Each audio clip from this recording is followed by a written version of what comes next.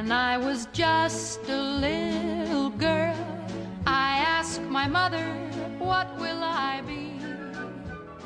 Will I be... Bueno, en mi caso personal, hoy, 2013, te puedo decir que para mí es como un privilegio poder hacerla. Ahora sí realmente siento que es un privilegio y que es una fiesta y es un baile y que cada vez que la hago siento que me sano más. Pero al principio fue difícil. Yo estaba recién recuperada, hacía 6 años, y cuando empezamos a trabajar el material fue como despertar, abrir el baúl y empezar a ver de nuevo de cerca la bestia. A ver lo que sale, ¿no? Claro, a ver la bestia de cerca. Y fue muy difícil. Pero a mí me parece que lo que sucedió durante todos los primeros años del proceso de trabajo, después de los primeros años de función, fue que me fui alejando de actuar todo el tiempo la enferma, porque la enferma quedó adentro de un espectáculo y entonces ahora Natalia puede entrar a ese personaje que quedó ahí adentro del espectáculo, que en realidad es parte de mi historia y está escrito en mi cuerpo, y yo lo llevo como una especie de cicatriz. Es una parte. Es una parte, pero no lo actúo.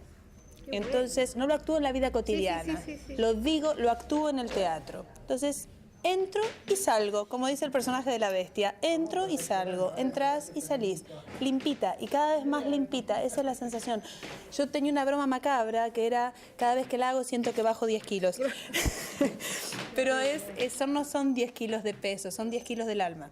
De angustia, sí, te sacás ¿no? una cáscara más, una capa de la cebolla más. Igual la expresión concreta de lo que Nati está diciendo es que durante 2 años el espectáculo se hizo con un vestuario negro. Y luego de 2 años fueron un poquito más. 2 años, después de Tránsito. Y después de 2 años cambiamos del negro al verde. Y esto tiene que ver con justamente es la primera vez que te escucho decir esto, con lo que acaba de decir. Que se pudo dejar el negro afuera, porque ahora sí, era una persona que entraba y realizaba su trabajo de actriz, contar una historia. Parte suya, parte de otras voces de mujeres, que pueden contarla o pueden no, porque ya no están. Y otras muchas que han dejado sus escritos, como decía esta mujer que habló hoy, en el cajón. Y ahora, bueno, ella está realizando un trabajo de actriz. Disculpe, ¿ustedes tienen idea de lo que están haciendo esta obra? Es impresionante, porque abre un abanico de posibilidades enorme. Más allá de que, bueno, vos me decías que lo presentan en escuelas, Sí. pero creo que es maravilloso. Yo quiero decir una cosita de eso y después, mira, la primera vez que la hice en una escuela, que después se abrió el debate porque me lo pidieron las profesoras y qué sé yo veía que los chicos decían cosas en tercera persona. Tengo una amiga, tengo un primo, tengo una tía, conozco una vecina. Recién a la salida alguien me dijo... Dolores. Sí, y recién ahora a la salida alguien me dijo... Sí, es que estoy muy conmovida porque tengo un caso cercano. Y yo dije... y yo tomé conciencia ahí. De la potencia que tenía, porque evidentemente lo que hace es legitimar, si alguien muestra su infierno, legitima a otro a hablar del propio, porque perdés la vergüenza. Claro, no soy la única. No soy la única. ¿Viste? Estoy muy solo y triste acá. Sí, no soy la única. Solo y triste, claro. No, y la salida que marca, básicamente subirse a un escenario, poder entrar, jugar con ese personaje, salir del personaje. Básicamente es una salida, es una obra esperanzadora. Totalmente. Y también intentamos dar información fehaciente, información real, mostrar cómo los medios mienten en cuanto a la escenificación o al modelo de mujer que presentan, en cuanto a la mentira que hay dentro de ciertos alimentos catalogados como sanos y no lo son. Intentamos que los chicos sean críticos con los medios y a la vez que reciban una información y una educación alimentaria que está al alcance de ellos, pero que no está fomentada, y sobre todo para un momento crítico como es esa transformación, ¿no?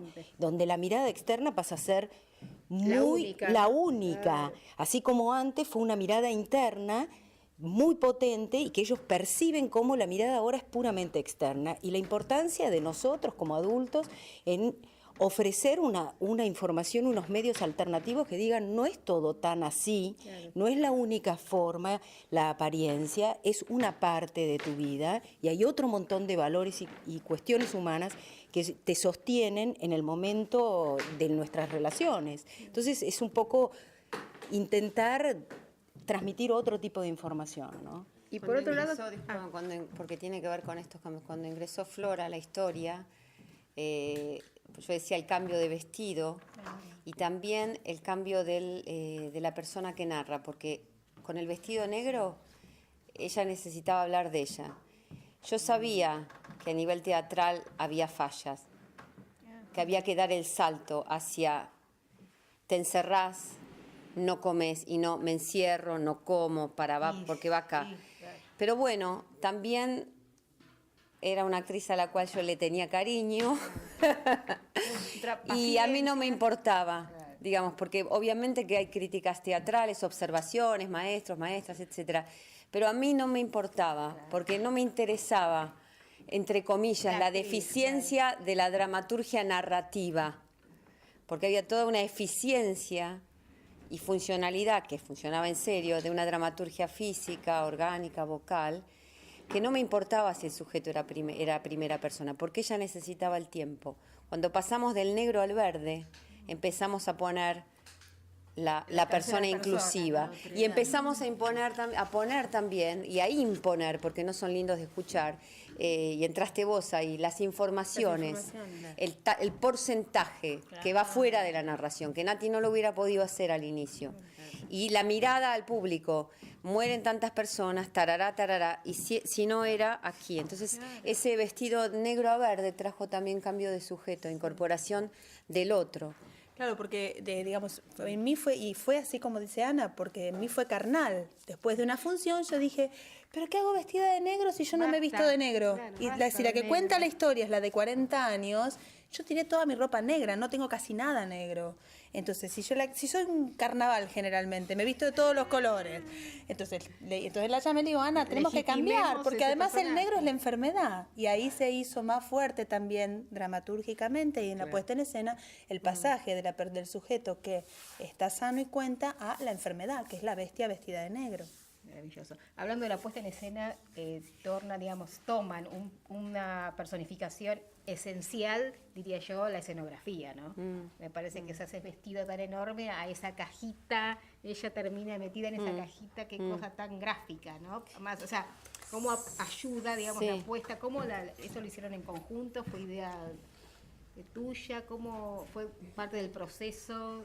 Yo le iba diciendo, yo no estaba acá, el proceso fue, estuve viviendo en Dinamarca mucho tiempo, entonces a partir de algunos encuentros aquí, o Nati que viajó y me siguió un poco en Italia, en Francia, en Dinamarca, y cartas, con una escenografía que era excesivamente pesada, obviamente. Y tiramos. Había que tirar, ¿eh? Había que tirar. Soltar. Había que tirar. Y fueron muchas también, yo le decía a Nati, empezaba a trabajar con harina. Para mí el problema de la escenografía era, y siempre es como directora, es que primero se transforme, porque del inicio al fin, al final de una obra siempre hay transformación en una historia. Claro. Y entonces todos los elementos escenográficos, si la historia se transforma, la escenografía tiene que acompañar la transformación, si no, no sirve, es peso sobre peso. Y aquí aparte estaba el problema para mí interesante, que era de la traducción, cómo traducir palabras que pertenecen a la patología alimentaria. Harina no quería traducción, yo quería harina, porque no hay metáfora, la harina es la harina. Pero, por ejemplo, el hecho de engordar, aparte de comer, porque no va a engordar, pero yo quería que ella engordara, o sea, que ella se pusiera, las bolsas, ponemos bolsas de harina, Nati, te llenas de harina. Y eso no quería, te llenas de harina, no acá, pero te llenas de harina acá. Entonces, fuimos buscando una traducción al encierro, cómo hago para que se empequeñezca el espacio, cómo hago para representar el cuarto y el encierro. Y lo que no tiene metáfora, que están las páginas y páginas de compulsión de escritura, como de compulsión de comida, es la bestia. Entonces, hay una, entre comillas, una tortura física, porque pobre está obligada a andar en cuclillas, y lo sé, cuesta un montón, pero funciona y es eso. Y la bestia es en las páginas decía, me comí 3 paquetes de manteca. La cantidad es inexplicable, solo para el que lo leyó o escuchó, bueno. Es inexplicable la cantidad de comida. Milanesa. Digo, Nati, ¿qué te comías esas 3 semanas de encierro? Que son ahí, esas son 3 semanas de encierro. Es solo comiendo y vomitando para que te entre más. Entonces, es la bestia, porque perdió el cuerpo, perdió la humanidad y salió el animal. Entonces, ¿cómo mostrar el animal? El animal, es esta mujer de negro cubierta que quiere más, y está insaciable y lo quiere ahora. Entonces ya no había vestidito verde, no era ella que tenía que comerlo, no podía comerse todo. Entonces hay que poner el animal en escena.